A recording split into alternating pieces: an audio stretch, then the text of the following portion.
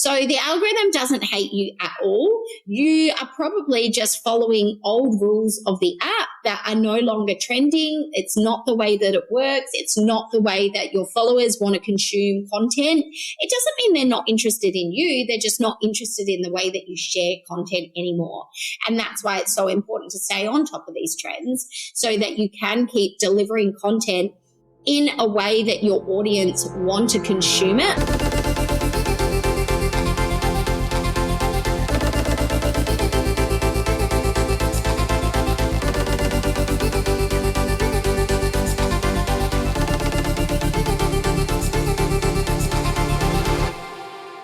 Welcome back to another episode on the Beauty Industry Leaders podcast. Today, I am so excited because I am interviewing the beautiful Brooke Vulinovich from Social Club. It's not Social Club Community, I found out when I was at her VIP day.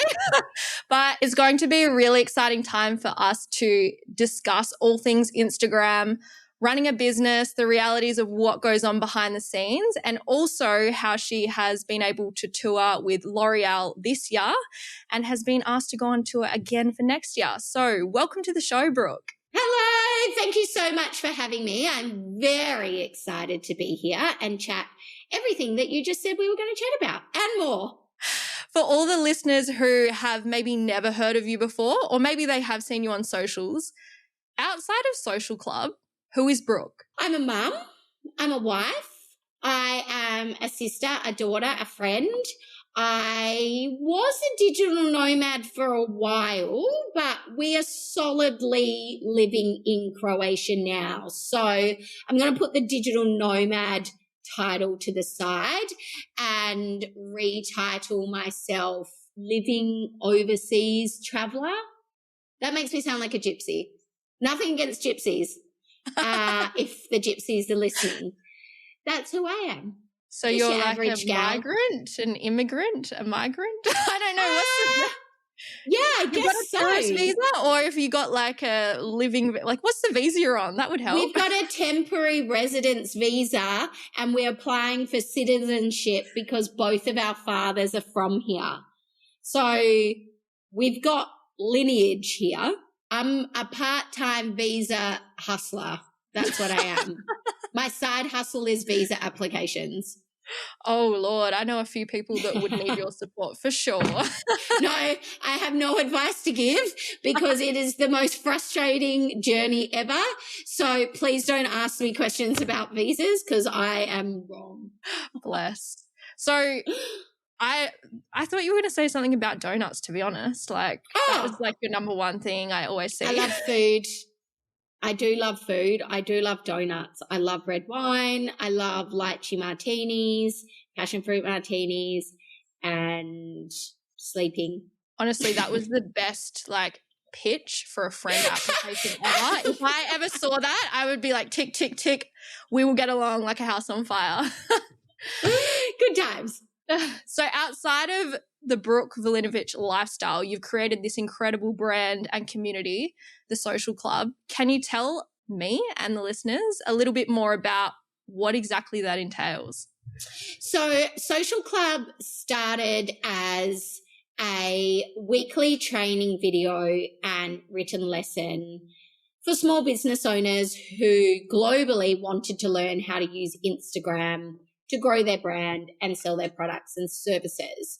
Now, Social Club is a membership, but it was started almost 7 years ago before memberships were really a thing. There were like gym memberships, but there weren't really business memberships so much back then.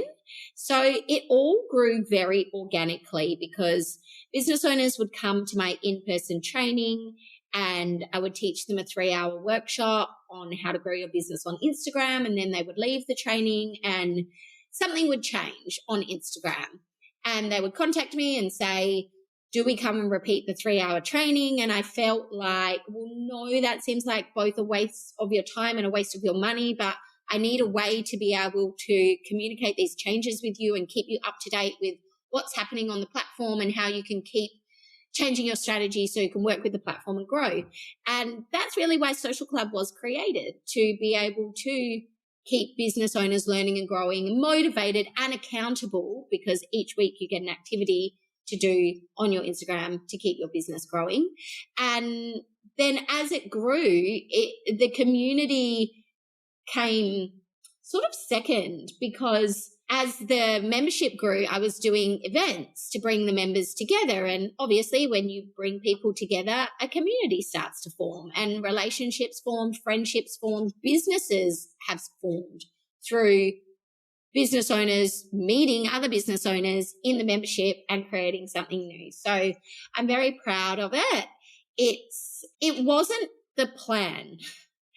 I didn't start a business thinking I want to grow a membership, I want a membership funnel, I want this, I want that, which so many business owners do now. I want passive income, which I know a lot of people think a membership is, which it absolutely is not. So firstly, if you're starting a membership because you think it's the easy way out, do not do that. But yeah, I'm really proud of it. I love the no, and then the chill part. Oh my gosh. I feel you about the subscription thing.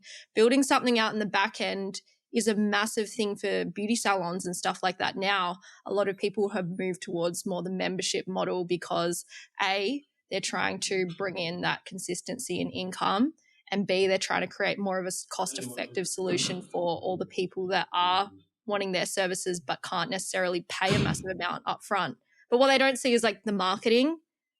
If the payments don't go through, what are the other issues that you have with the subscriptions or memberships? Well, it's also the foreverness. Do you have something that you can continue to deliver forever? I have been delivering a weekly Instagram lesson every Monday, every month for the past 7 years. I have never had a week off, ever. And that's a lot. And yes, there are benefits that come with it, like reoccurring revenue, passive income, but there is a lot of work involved in it. And if you want to keep it growing as well, you've got membership churn, member cancellations, like you said, failed payments, not being able to get in touch with people when their payments do fail. It's a full-time job if you want it to grow big. If you want it to be manageable, there's definitely ways you can automate and streamline so it stays at a manageable rate. But if you want it to scale, then it's a full-time job with a team and then all of the things that come with the team. So it's been 7 years work in the making, getting the membership to where it is now. And yeah, it's not something that was built overnight, that's for sure. You've done an incredible job. I know that your International Women's Day has absolutely taken off and tickets have just gone on sale for that. So I will be seeing you there and whoever else is going to go as well. That's gone wild. So this year we decided to make that its own brand, because it used to be an event that I did in collaboration. Well, I still do it in collaboration with another business owner in Perth. But the event itself began as, let's do an event where women in business can share their story of growing their business and how it isn't just the highlight reel that you often see on social media. And the first event, from my memory, we sold out 60 tickets. It was at a cafe in Perth, and we thought we were absolutely killing it. And because the event continued to sell out each year, we've had to find bigger venue, and we just kept selling out the venues. And now we're in the biggest ballroom at Crown Towers. We've got a huge sponsor, Barbagallo's our major sponsor, and we put tickets on sale earlier than we ever have before. And I think there's 10 VIP tickets left. The event's 40% sold out already. And it's just really cool to see. We were talking about this before we started recording. When you have an idea for something that you'd like to do and you make a plan to do it and you don't give up. And look, there was a year we had to cancel the event because of COVID, and that was a nightmare and everything that came with that. And you're going to have setbacks and you're going to have things that happen. But if you just set a goal, make a plan, stay consistent, realize that setbacks are part of every business owner's journey and the journey of the growth of every single brand. What you can create in the long term, again, not overnight, but in the long term, can be something really beautiful and really impactful on the world. And that's what Ash and I are definitely most proud of.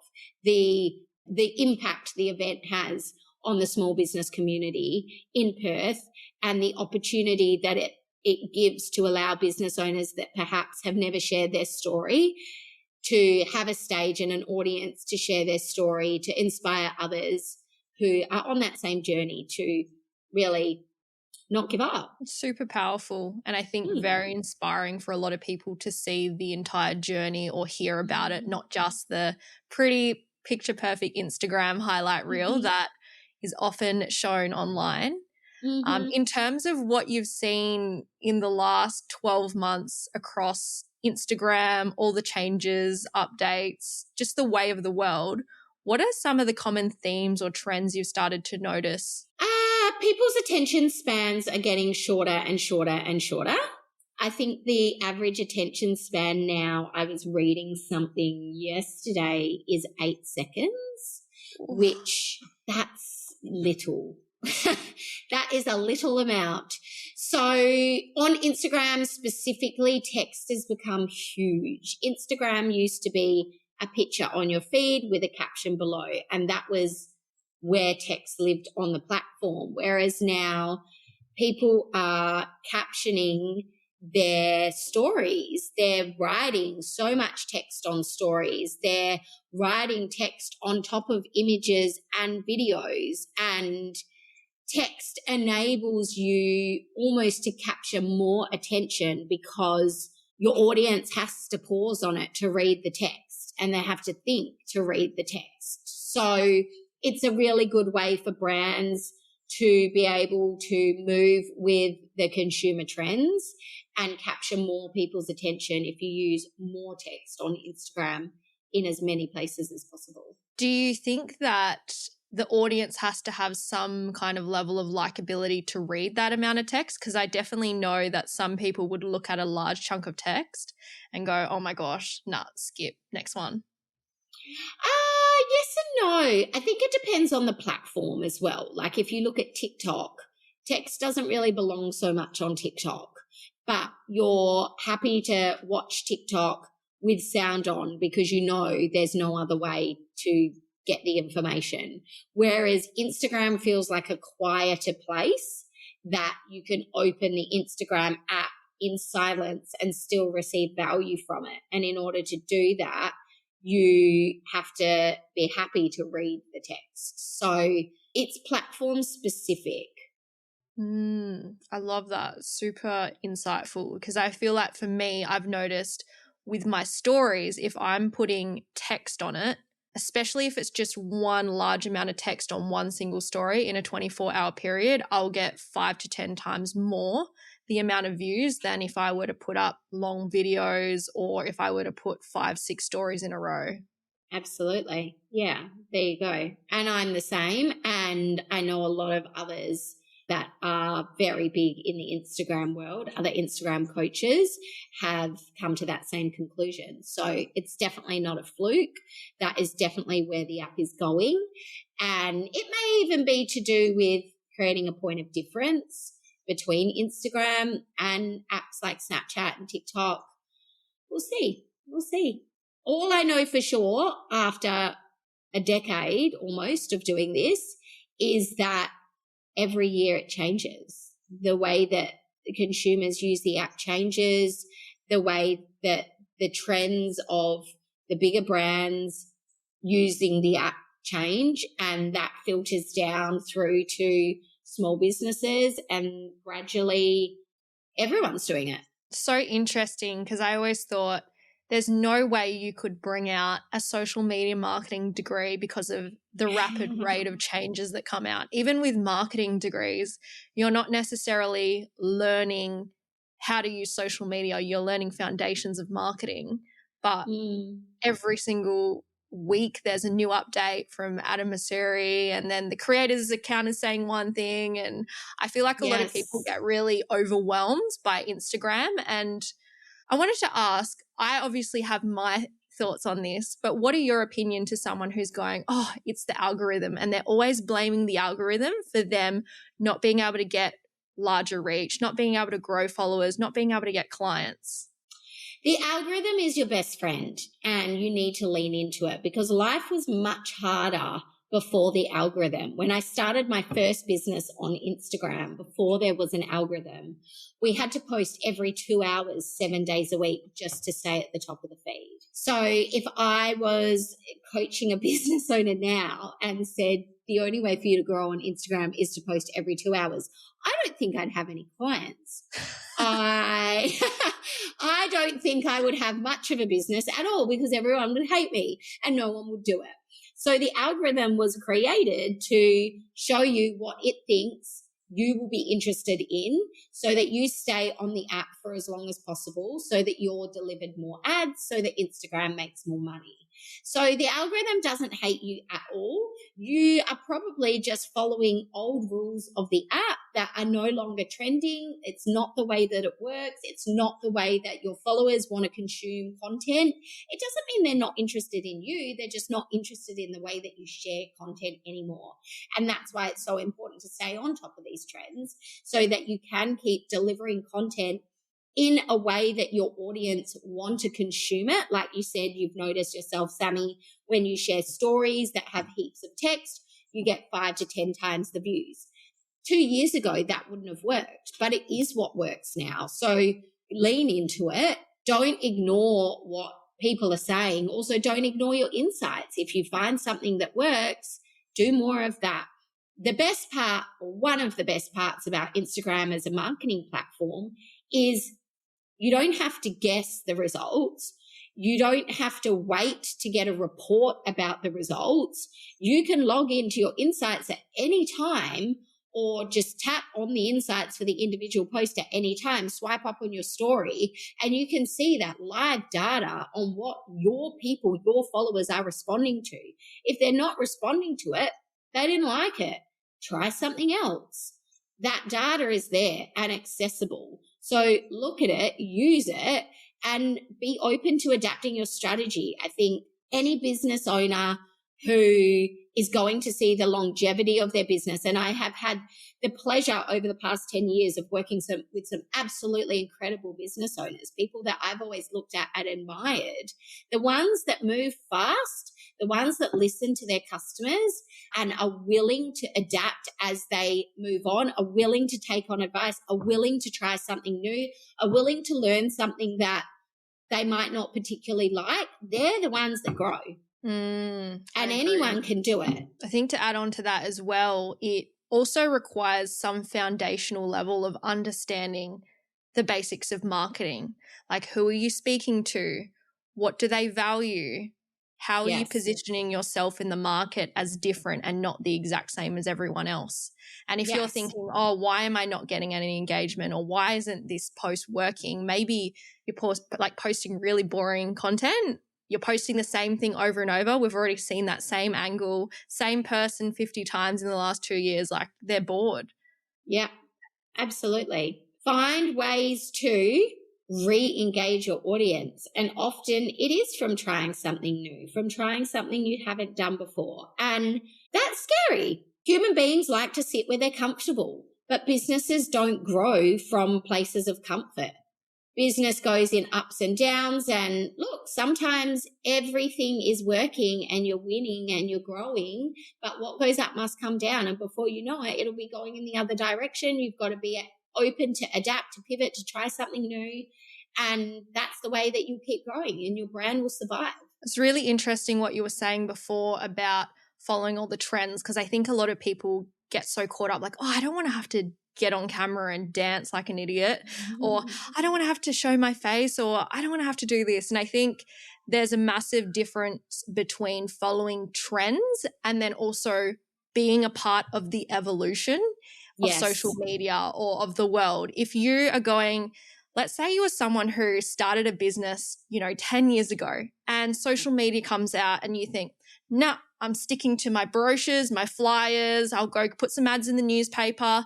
Like this social media thing, it's not a trend. It's actually an evolution of business, an evolution of marketing. And if you sit back and go, nah, I'm not changing, and you stay stubborn, that's when you lose the customers. That's when you lose the opportunity in the market.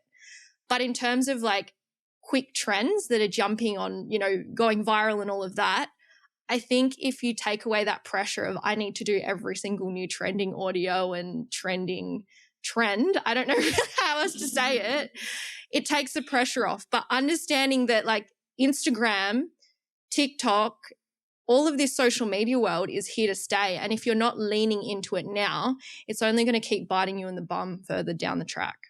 Absolutely. And a big part of social media as well is having a conversation with your customers, which the app allows you to do, and being part of the conversation globally about your industry. And if you're not on the app and you're not joining in that conversation, you will become left behind.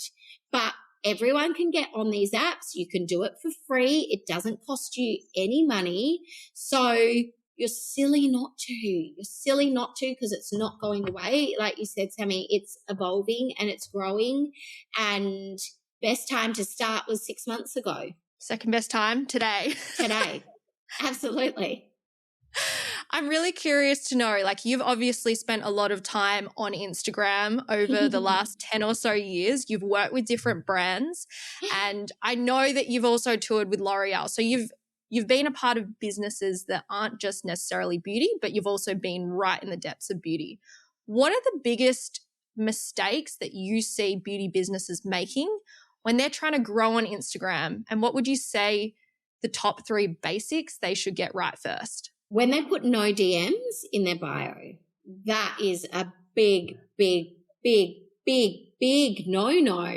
You are opening an Instagram account to create a communication platform between you and your customers, and then you're cutting off that communication. It's like having a phone for your business that's never turned on. So take that out. That is no good. Making sure that you're focusing on sharing content that showcases before and afters. In beauty, people are buying the result. That's what they are looking for. They are looking for the result of the product, the service, the transformation that they're going to get. So make sure that you're sharing that and focusing on sharing that transformation constantly. That is what people are buying. They're not buying the service. They're not buying the product. They are buying what it can do for them. So keep that front and center of all of your marketing, and you will sell out and you will book out. Making sure that you're utilizing the booking tools in the app as well. So the main way that consumers know to book is via the link in bio. So make sure that in your link in bio, all your links are only inquiry or booking, or if you're selling products via Instagram, shop relevant. Don't take them off to a blog that links them onto this page or links them onto that, because you're just going to lose them. Do make the booking sequence as little steps as possible, and you will get bookings. The more complicated you make it for people to book with you, the less bookings you're going to get. So keep it simple. Keep it really simple. Super valuable. I love that. And I know for some people listening, when they're hearing this show the transformation, their brain is already going, yeah, but I already post 1 million before and afters. So I want to brainstorm with you some ideas of how they can show the transformation or experience without just going, here's a before and here's an after. All right. Well, obviously you've got your before and after pictures, but let's add in a little video. I don't know why I just got Scottish, but video transformation. Like give me 3 services that you would say are really common amongst your clients. I would say services? If we got like a facial, another one would probably be eyelash extensions and let's say brow lamination. Okay. So facial, take me into the feeling of when it is happening. Give me close-ups of video of you rubbing the skin, of the products being applied, of wiping it all off. This ASMR sensation is what people want to feel when they are in the treatment. So really hone in on those videos. Lash extensions, brushing out the extensions at the end. You could do a video of the client lying down on the bed with their before and then brushing out the extensions and opening their eyes at the end. That's the transformation. And then what was the last one you said, Sammy? I said brow lamination. Brow lamination. Brow lamination is another one that these ASMR videos where you have a really, really close-up video of applying the treatment. What do you call it? The lamination treatment solution. Yeah. Putting the Glad wrap over, wiping it off, brushing it out. They are the steps of the transformation. Put a reel together, 1 to 1.2 second clips. Put it all together, add some trending audio, make sure you've got a call to action of what the treatment is and how you book it in your caption. And that's how you can share that transformation content.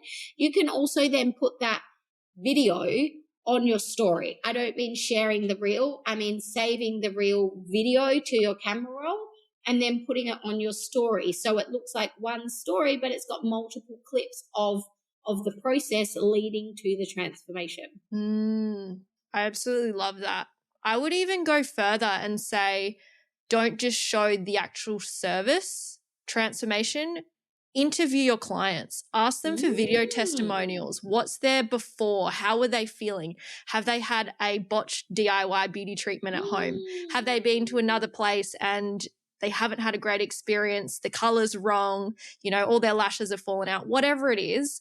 You don't have to name and shame other businesses, by the way. That's not where I'm going with this, but get them to talk about where they've been at, how they were feeling, what that experience was like for them, and then actually talk about the experience of having your service, your treatment, how you helped them. Because if other people can see the client actually talking about them, that's like a written testimonial on steroids. That can be repurposed onto your website, Instagram, highlights, stories, reels, wherever, and you can continuously use that.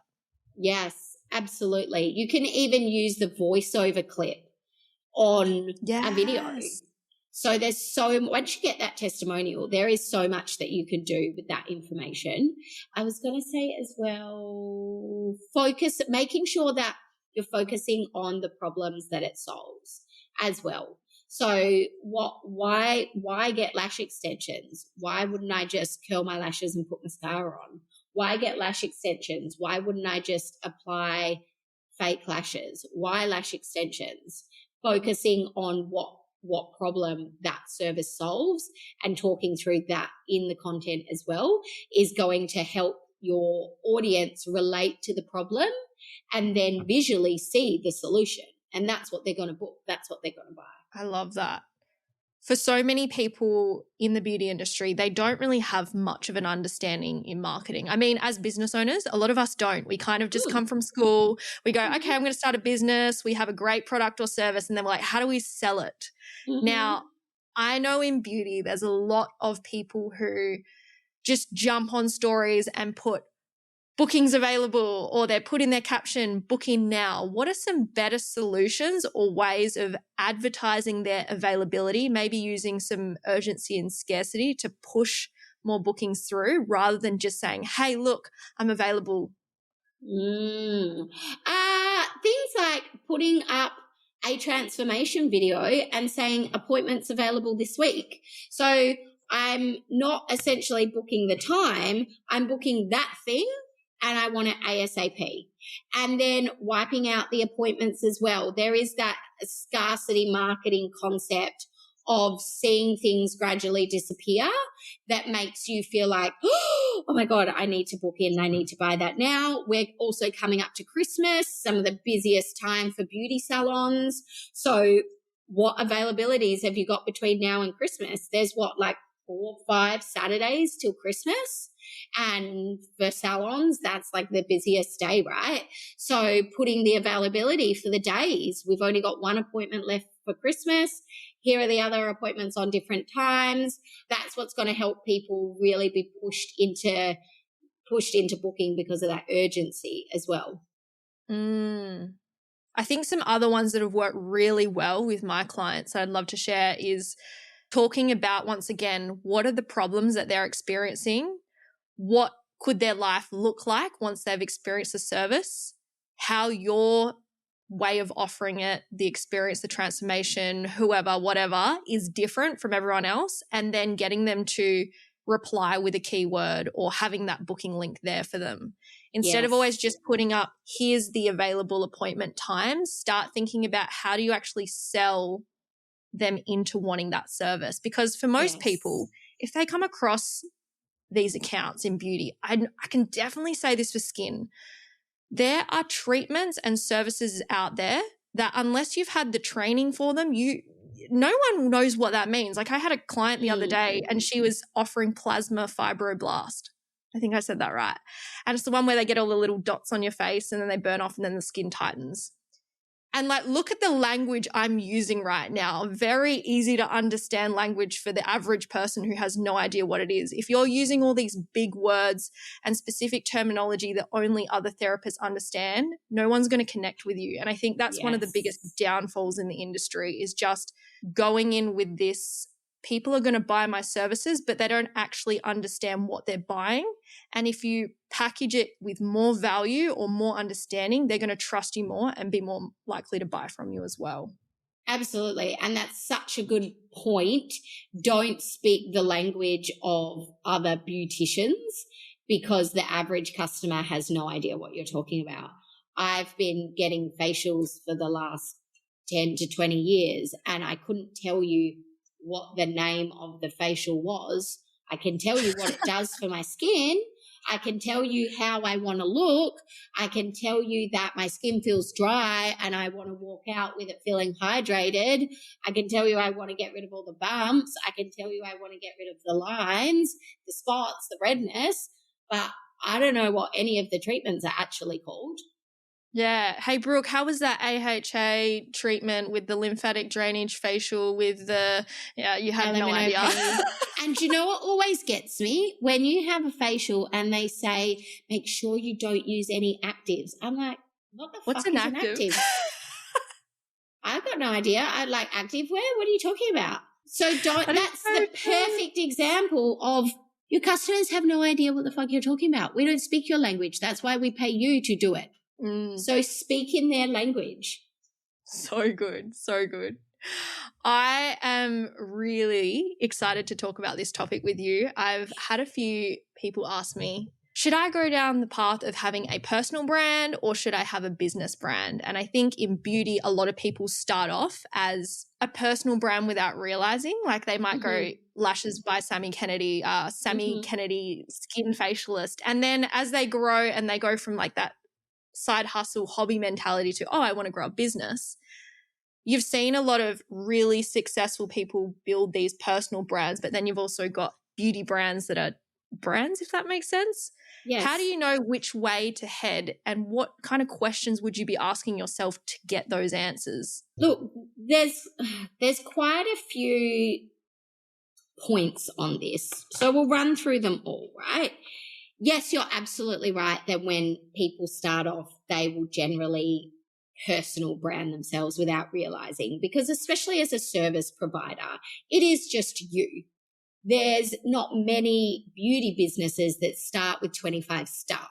It generally is one person working from home. Maybe you've got a small studio and it feels like the whole business is you. But as the business grows and you might want to think about a long-term exit strategy, or even if we get into the actual business details of it all, setting up a company, setting up a trust for tax reasons, also setting up a company and a trust to protect yourself in business if something were to happen. That is when you start thinking beyond just your name and thinking about it as a brand and as a company, and setting up in a way so that one day if you would like to step away from it, you can do that. You can sell it. It's much easier to sell a company than it is to sell a personal brand.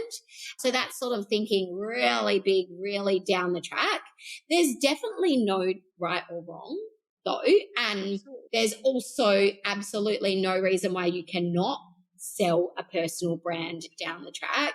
Also thinking about having multiple accounts and multiple markets. You can do campaigns from both. We are definitely moving into a world where, because of the amount of competition online, people trust people. People work with people they know, like, and trust. And that's why personal brands are becoming so big. They never used to be so big. So I think there's nothing wrong with starting as a personal brand. The best option is to talk to your accountant, obviously, as your business grows. If you would like to remove your name from the business and call it something else for branding reasons, then it's really personal choice. There's also nothing to say that you can't grow a personal brand and have 25, 50 staff underneath you as well. At the end of the day, you start a business because you want to make your own rules. And it is up to you to make your own rules. But with every rule and with every step and with every level, there's pros and cons, new level, new devil. There's more things that come with it. You've got to choose what's right for you at the stage that you're at, really. I think having a business brand is great for evolution and long-term being able to sell the business. I find that, especially in beauty, and this is just an observation, it's not true in every case, but it's definitely shown that the businesses that build a brand and a culture around here's who we are and here's how we show up, it's great. But I've found with some of the bigger personal brands who build these massive teams, and then they're the ones getting all the collaborations, all the opportunities to travel, and they're not running the salon, sometimes the team feel like they're living in this shadow of the personal brand, and so then they go out. And I've seen that happen a fair few times. So in terms of longevity and loyalty with staff, depending on what way you want to go down, if you want to have a small team and then you decide, I'm just going to scale back and do my own thing and really build this personal brand, get into education, getting into running events, speaking, podcasting, having the personal brand, I believe, is such a great thing to be able to leverage. But if you're looking at really growing, training academies and going and doing everything with the business, having the big team, I would say building a brand where everyone in your team feels like they're a part of something, that's going to be better off for you long term. Yeah. And that's a really good way to put it. Absolutely. I think there's so many amazing things with the personal brand as well, because you can weave it into the business. Absolutely. And that's to say, like, some people have incredible brands, and even though it might be a little bit more effort, as you know, Brooke, having 2 Instagram accounts, or probably 5 that people don't know about, it's like, how do I manage all of these? But like, I will always kind of integrate or collaborate things with beauty industry leaders and my personal, or it might be my personal account and my business coaching account, and being able to do both of them, I think, is really cool. I had a friend recently and she's come to me and asked me like, I want to start a personal brand. I've got this great business brand, but I'm not sure where to start. And I was like, just do it. You have nothing to lose. If you don't enjoy it, you don't have to do it. But I think everything is trial and error for sure. And claim your name. Yes. Claim your name. Someone else took mine. Had to put lots of Y's on the end. Yeah. Sammy Kennedy. Sammy Kennedy. Also, I think this is a really good time for me to bring this up, because it's always a question I'm sure you get, but I've gotten from people. What do I put underscores or dots in my username because my name's already taken? I would love for you to share your opinion on what you can do instead of adding all the dots and underscores. So you want to think about what your clients would think to type into Instagram. And I'll use myself as an example. No one can spell Vulinovich unless they're Croatian. So generally people don't even think to look up Brooke Vulinovich, but human beings generally know how to spell social club. So they would type social club. I Social Club on its own wasn't available when I started the Social Club account. Now, I'm not going to do social.club underscore because my customers are not going to think, what's Brooke's Instagram? I'll type in social.club underscore. They just don't think to do that. And because Instagram is so character specific, that's where you can get lost in the search results and the discoverability. So the advice that I give my clients, and it's what I did myself, was adding on a keyword to the end rather than the random full stops, underscores, letters, starting with things that aren't part of your brand. So I added on the word community because I didn't want to call it Social Club membership because I didn't want to pigeonhole myself in case we released other services, which we did. So that was a good idea. But I also wanted a word that reflected what it was about. And like I was telling you at the start, the Social Club originated as a way to train business owners via an online platform. But what happened as business owners connected was the community started to build and started to grow. And the Social Club Instagram account didn't happen till probably a year.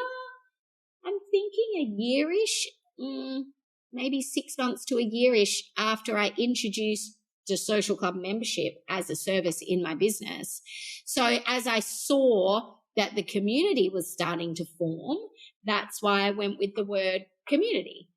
And any business owner who their account name isn't available, really brainstorm and think about a word that you would like associated with the business or a place. Let's say you're retail and you need clients that are in Sydney. Well, add the word Sydney to the end. If you're global, adding the word Sydney to the end may not be so relevant to you because you don't just want clients from Sydney. But location-based or keyword-based or reflective of the movement was another word that came up when I was brainstorming Social Club movement. But upon reflection, community was definitely a better word. I love that. Super valuable share. Thank you. You're welcome. Many small beauty business owners definitely feel overshadowed by bigger brands. You know, it's so easy for us to look at the people with the big following, be like, oh, they're so lucky they got there. You know, you make up all the excuses. And we are still seeing smaller accounts gaining traction, going viral, being able to grow followers. It's not impossible. So what are some of the strategies that you suggest for those smaller accounts to compete and grow on Instagram? Well, firstly, it's important to know that followers don't equal success. It's almost harder for accounts with bigger followings to convert for the reason that a lot of the following is inactive, especially if it's an older account. So please do not let that stop you. I have worked with so many businesses over the last 12 months who have started from zero, and their entire marketing strategy for their business is Instagram. And that is how they have grown their business, launched their business, and are now booking out their services just because of Instagram, and organic as well without running ads. So really looking at setting up the keywords correctly. And when I say keywords, I mean the words in your bio, the hashtags on your post, the words that you use in your caption, so that you are attracting your ideal client and teaching the algorithm who to share your content to. Nailing your ideal client. Sammy, you touched on that earlier in the conversation. Who are you trying to connect with on Instagram? Make sure you know who that person is and create your content based around that person's wants and that person's needs. Again, it's a way to teach the algorithm who to showcase your content to, who to share your content to. According to Instagram, Reels are the fastest way to grow. So I know a lot of businesses that do this. I teach it when I'm writing strategies for businesses, and a lot of other Instagram coaches talk about this as well. If you're a new account, you have to give the Instagram algorithm content to work with. So if you are a new account, I would recommend posting daily for 30 days to give the algorithm that content. It's got to get to know you. It's got to get to know your content. It's got to get to know who you are trying to connect with so that it can deliver it to the right people. And then after that, you can start pulling back. But really go hard for that first month. And then listen to the data, look at the data, look at what people are resonating with, share more of that content, and that's how you'll keep growing. And don't be afraid to follow accounts as well. In beauty, you are business to consumer, but you're allowed to follow potential customers. So don't just sit back and wait for people to come to you. Go after them, follow them. It's that first point of contact of saying, hey, we exist. Maybe you're interested in what we offer. Maybe you want to book straight away, or maybe you just want to check us out. And that's fine. It's a platform to connect, and the connection goes both ways. So don't be scared. A lot of people say to me, oh, should we follow our followers back? Yes, they're real people, right? If you want them to be customers, sure, follow them back. It's not going to hurt your brand. 100%. I can attest to that working. When I had my beauty salon, I'm pretty sure I had like 400, 500 followers, and I made the change into business coaching. And I remember just getting told, Sammy, go and engage with 30 ideal customers every single day. Follow them, like a few of their posts, leave a comment. And I have done that religiously. I don't do it anymore. I do have my VA help me out because time is money, and that's not my money-making tasks in my business anymore. But it's so brand if you awareness. are looking at it, yeah. And I've grown to like 4,100, I think now. And that's all organically without any ads or anything like that. And it's just because I was able to make those connections with people who were my ideal client and bring them into my world and pop up in front of them. If I don't pop up in front of them, they're going to have no idea I exist unless I put a massive amount of budget behind ads and I'm targeting them. Exactly. And you don't need to put a massive amount of budget behind ads. Most of my growth has been organic. I've done ads over the years, but I keep getting my ad account disabled. So then I just gave up. And if I can grow a multi-million-dollar company with 30,000 followers, which has taken 7 years to build, and some people might say that's not that many followers, but they're loyal, they're real people, they're not bot accounts, they're not spam. I've never bought followers, and that's why I can convert them. So followers aren't everything. Ad strategy isn't everything. The more you can connect with real people, the only people who are going to buy and book. So they're the people you want to focus on, especially if you're in beauty. They have to be location-based. There's no point if you've got a beauty salon in Perth attracting followers from all over Australia. There's just no point. Maybe down the track, you might want to open over east and then your strategy will change. But really, when you're getting started to pay your bills, you need your books full. And the best way to get your books full is to get your content in front of people who are in the location that you are in. Absolutely agree. I think one of the biggest misconceptions I had when I first started on Instagram, and it like literally changed the game for me. I thought that just posting photos or posting reels was the way you get clients. And when I realized it's actually about getting them into your DMs and having conversations with them in the DMs. And I had a whole bad 2 years of not knowing how to hold conversations properly. I used to send, massive chunks of text about what the service was about, and I get left on scene. Or, people go, what's your prices? And you reply with it and you get left on scene. And something that I found was a really great lesson was learning to actually have conversations and build relationships with people in the DMs, and always ask open-ended questions. So instead of saying things like, let me know what time works for you, I think this would be great. Ask them, what time works best for you? Have you had this service before? Do you understand what you're booking in for? Do you need some help? Because when you start asking those open-ended questions, you build rapport. And when you build rapport, people want to spend more time with you. They want to book in with you. They want to know more. Absolutely. And write the message like you're texting a friend. Don't write it like a Q&A section of your website, because if you do that, it feels impersonal, and that's why you get ghosted, because they feel like they're talking to a robot, not a human. Yeah, definitely. I think you're really great with the DMs, Brooke. I know that for a very long time, I followed you and you'd kind of been in my world for at least like 3-4 years before I booked to do anything with you, before I've had you, before I've made a connection with you. And it was because you were always just engaging with stories. and you're popping up. And then when you have a DM conversation, it wasn't like just buy my course or come to this event. It was just a genuine like trying to build that rapport. And I think when you build those long-term relationships with people, even though you might go, oh, I'm not getting anything out of this, which shouldn't be the mindset. But if you just genuinely build connections, when the time's right, people will come to you. They'll ask you for help. And they'll probably spend the most amount of money. Yeah, just treat people like people. No one wants to be treated like a dollar sign. There is nothing worse as a consumer when you feel like you're a dollar sign. There is also nothing worse when someone is all up in your DMs until you buy with them and then it's crickets and you don't hear from them again. That feels yuck. And I know how that feels as a consumer, and I don't want my customers to feel that way. So I just treat people like people, and it sounds so easy to do, but somehow online it has become one of the hardest things. Like I just did these VIP days, right? Sammy, you came to one of my VIP days, and as part of the program, I'm teaching you how to have a conversation in DMs to lead to a sale. Now, if you are someone that has a phone in their business, that's just the conversation you would have when people call the business phone and you ask them questions to see how you can help, and then you recommend a product or service that's going to help them.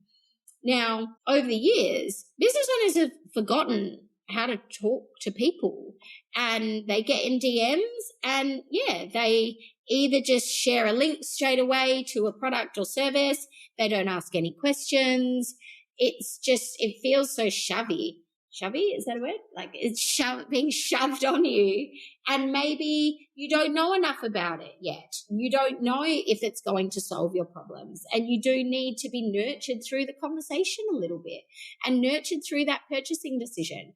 And like you said, it might not be a decision that you've got to make today, in a week, in a month.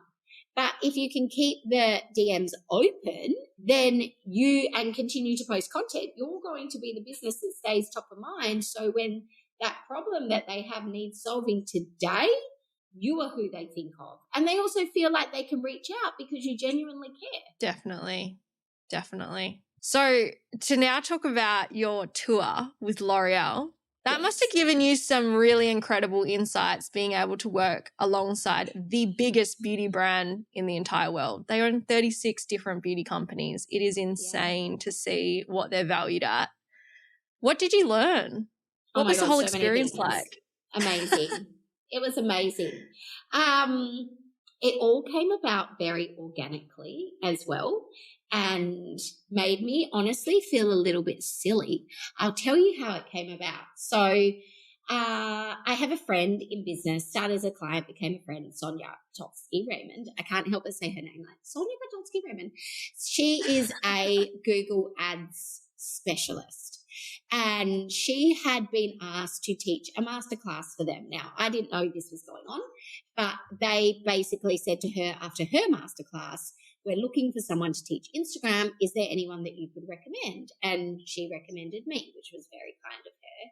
Now, she messaged me saying they are looking for someone. Can I put you in touch with the contact? And I was like, obviously you can. But funnily enough, the contact had actually been in Social Club as a client of mine for 3 years.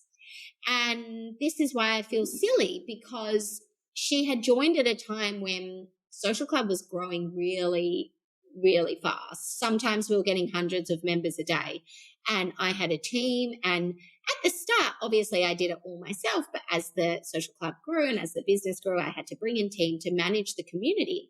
And I just lost touch with who was joining and who was canceling and who was there. Like if you were on a live, I knew you were there, but if you weren't, then the community was so big at the time, it was impossible for me to know every single member personally. So that was a bit embarrassing that they had been in the membership for the last 3 years, and obviously knew what I was about, knew how it worked, and they asked if I would do some training, and obviously I jumped at it. I did not realize the training I thought it was going to be an hour online masterclass. I didn't realize it was going on a 2-country, 7-city tour with them. And then even when I realized that, I thought I was one of, 10, 15 speakers. I didn't realize I was the tour. It was just me. I was the tour. I was the star. So that also made me feel a bit silly when I realized it was just me, and definitely had some imposter syndrome feelings and thoughts. Can I do this? Am I going to be able to deliver enough value to do a good enough job?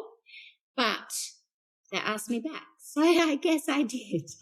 And it was really, really fun. And walking into they've got a training space in Sydney, which is absolutely beautiful. And then they've got their HQ in Melbourne, which their HQ in Melbourne is like Devil Wears Prada. Like that office or building is just amazing. And they have a L'Oreal shop.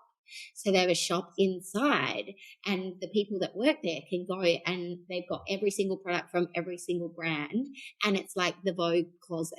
And I was spinning out. And actually, when I got insane. when I got to my hotel room of the first venue in the first city on the tour, they had decked out my room with all these products that I literally needed another suitcase just to take all the products with me. And it was amazing. Does that really, I don't know if I answered your question. I didn't answer your question in terms of the insight, but it spun me out. But it was really, really good. It was really fun. With a 7-city tour, what kind of things were you talking about to all of your guests? Were you teaching them Instagram strategy, or was it more so content, how to take it? Like what we covering? I was specifically booked to teach salon owners, so specifically hair, salon owners, how to use Instagram to get more bookings in salon, because the more bookings they get, the more product they order. And that's obviously how L'Oreal, makes money from booking me, for example. That's the return on their investment for booking me to train them. So my tour this year was very heavily focused on turning your Instagram account into a booking platform for your business, and really utilizing all the different tools that are now available on Instagram, link in bio, DM automation, all the different action buttons in your bio, links in stories, things like that, really getting them to understand how to use these tools to not just post that pretty photo of the wavy after perfect blonde hair, but how to turn that into bookings in salon. So that was the tour last year. The tour this year is going to be very heavily focused on AI, because we didn't even have the AI. Sorry, I say last year. It was actually earlier this year. My brain's getting confused. It was earlier this year. The tour it is next November, year, so I know. It's crazy. The tour next year is, going to be focused on using AI and also using Instagram as a tool to recruit, because that's another huge problem area for salons, is obviously getting new staff and keeping staff. So using Instagram as a tool to get their staff involved, but also to recruit staff for their salons, because it's such a good platform, again, and a free platform versus using a traditional platform, like Seek or wherever people advertise for staff these days. Yeah. LinkedIn. You're not going to find beauty hires on LinkedIn. Oh my gosh. Sure. But yeah, they're an amazing company to work for. I had so much fun. They treated me like a celebrity, which literally blew my mind. I basically had a nanny who flew everywhere with me and looked after me, and anything I needed, she was there. And that was the craziest thing ever. And then we started dressing the same, which was fun. We would rock up and we were in the same outfit. I was like, okay, we've been spending too much time together. But she's really awesome, and she's the main organizer again this year. So they're a great company. It was a real pinch me moment of my career, I guess you would call it that, my career to date. Not only that they would want to work with me, but that they got such good results from the program that I taught. The salons got such good results, and now they're bringing me back.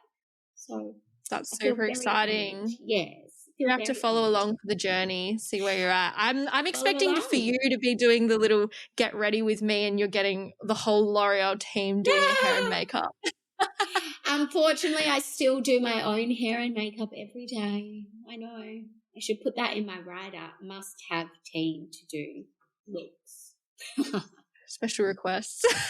Were you a model in a past life, or was that just like you just naturally beautiful?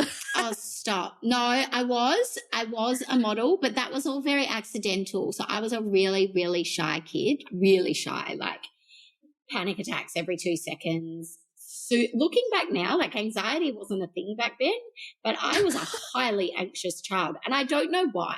I always thought I was going to get abandoned. I was going to get kidnapped. I was a really nervous kid. And I don't even know if this is a thing anymore, but when I was about 7 or 8, my mum put me into grooming and deportment classes just to try and help boost my confidence. And that was run by a modelling school. And then I entered a competition at a shopping centre and basically got scouted by an agency. And and then I was like a kid model, and I modelled until I was about 24. I love that. I think you kind of, if you are in that industry, even though it's expected that you have hair and makeup for most of the shoots, a lot of the time people are like, oh, nah, you have to get ready yourself. And so you're quickly doing your hair and makeup, rocking up, and then going, oh, I hope I look all right. I never got ready myself. No, I still can't do makeup. I can kind of do hair, but no. Oh, I just got stitched up. I reckon. Applications. And I say because I was modelling the most when all my friends were getting into makeup. And so because I was always getting my makeup done, I had no interest in trying to do it myself or like wanting to wear it any more than I needed to. And I just kind of missed that part of life where everyone learned how to do their own makeup. So now I am literally like, give me some tinted moisturizer and some mascara and I'll whack it on. Though I'm not even wearing mascara now. I just got a lash lift and tint when I was in Bali, and it was literally the best lash lift and tint I have ever had. And do you know what? This is probably a cardinal sin, and every beauty owner listening to this is probably going to judge me. But you know that oil that you put in your hair to make your hair nice after you wash it? Yeah, I think, like oil. Argan oil? Yeah. Yeah, so I literally will put a pump on my finger and put like a lash wand in it and brush my lashes with that, and that's what I do. See, I shouldn't be working for a beauty brand because I have no idea about beauty. Oh, I think there's a lot of TikTok hacks that go around as well, and you're like, are you sure that's a good thing that you should be promoting? Yeah, well, this was before TikTok. This was just, I figured if it makes your hair nice, surely it'll make my eyelashes nice, right? That was my thinking. If it's not hurting anyone else, it's fine. Yeah, that was my process. It's probably wrong. Oh, I love that. Don't at me. Don't come at me. No, I won't come at you. My followers, my listeners might, but that's up to them. No. So looking ahead, like what excites you about the future of Instagram and marketing more specifically for the beauty industry? You know what? It probably doesn't even exist yet. And that's the craziest part of it all. I can't talk about it because it doesn't exist. When I started teaching Instagram, there was no business accounts. There was no algorithm. There was no such thing as stories. Because there was no such thing as stories, there was no links on stories. There was no video. There was no reels. There was no stickers. All of these things that have come about over the last 10 years have been the evolution of the brand. So I don't even know what it's going to look like in a year's time. But that's why it's exciting, because I don't get bored. There's always something to learn. There's always new ways to connect with your audience and have fun and share what's going on behind the scenes of your business, and in a way that people have never before been able to connect with a brand, and do it in real time as well, because Instagram feels like that immediate connection. So I don't know what's next, but that's the cool part, right? And it's free. At the end of the day, The fact For that, now, at the end of the day, the fact that someone's starting a business from home that doesn't have a budget to be able to advertise and market their business can open an Instagram account and connect with the world, that's cool. I just think that's the best thing ever. So lean into it and keep leaning. I love that. Everything you've shared today has been super valuable and really great to get a different perspective on things, because I know it's so easy to get in your own head and think, oh, the Instagram algorithm hates me. You know, why does it suck? Like all those things. I think it's just the matter of fact, it's trial and error and consistency. You know, you will not get any data. You won't know how to improve, or you don't know what people want if you don't put yourself out there. And I think that everything you've said has really supported to just take action and do it and find out along the way, which I love. Absolutely. Just give it a go and keep giving it a go. That's the only difference between the huge accounts that you see and how you're feeling is they kept giving it a go. They just don't have to think about it. They don't give themselves long enough to think about it. They're like, I'll just put it out there and I'll find out. Absolutely. And don't let one failed reel or one failed post set you back. If no one saw it, no one cares. Do another one. Love it. Love it. Where can all my listeners connect or follow you or send you a DM and talk about donuts? Best place is my Instagram account, Brooke Vulinovich. So I'm in my DMs every day. It's only me. Nobody else has access to my account. No one on my team. If you send me a DM, you are having a conversation with me. So reach out anytime. I'm there. I'm always open for a chat. I love that. And if you want to meet Brooke in person, you should definitely check out the International Women's Day event in Perth next year, because that will be absolutely amazing. Yes, that is on Wednesday, the 5th of March, and it is to celebrate women in business in Perth who are doing incredible things and to connect women in business in Perth. So get a ticket, come along. It is such a good day. We've got some exciting surprises in store for this year as well, things we haven't done before to really encourage even more connection.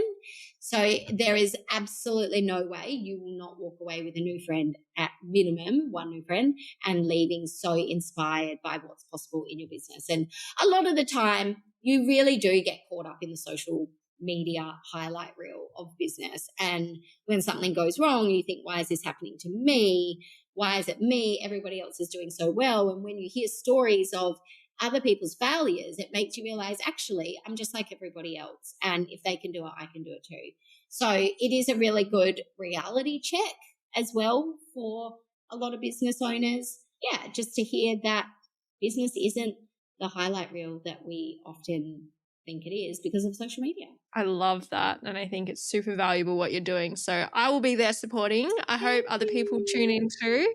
Yes. But thank you so much for your time and all of your valuable information. I'll share a link in the show notes for anyone who wants to check out Brooke's account or International Women's Day. Other than that, thank you so much for tuning in to today's episode, and I will catch you next week. Bye. Bye. Audience exclusive.